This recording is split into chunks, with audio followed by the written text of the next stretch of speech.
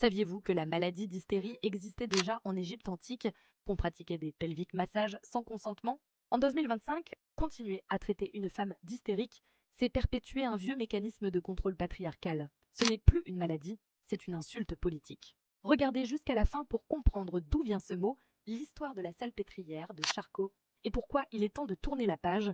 Depuis l'Antiquité, la médecine a identifié les troubles féminins comme venant de l'utérus, la fameuse hystéria du grec hystéra. Déjà, à cette époque, on croyait que l'utérus pouvait errer dans le corps, causant crise, paralysie ou évanouissement. Au 19e et 20e siècle, le pelvic massage était prescrit pour soigner l'hystérie, un traitement médical d'hypocrisie.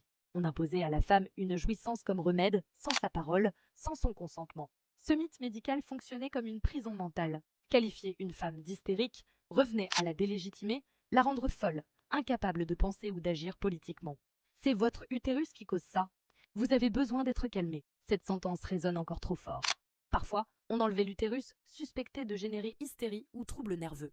Acte chirurgical qui marquait le corps des femmes, souvent sans qu'elles ne soient malades. Ce discours médical a servi de justification pour marginaliser les femmes qui sortaient du cadre social. Celles qui osaient parler, manifester ou entreprendre étaient étiquetées, réduites à leur corps, infantilisation normale. À Paris, dans cette même salpêtrière, Charcot mettait des femmes en état de léthargie pour prouver leur hystérie.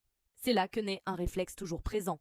Quand une femme s'affirme, elle devient émotionnelle, irrationnelle, hystérique. Le combat contre ce mythe est un combat pour le respect de notre voix, contre le souvenir oppressant d'un passé qui voudrait toujours nous silencier.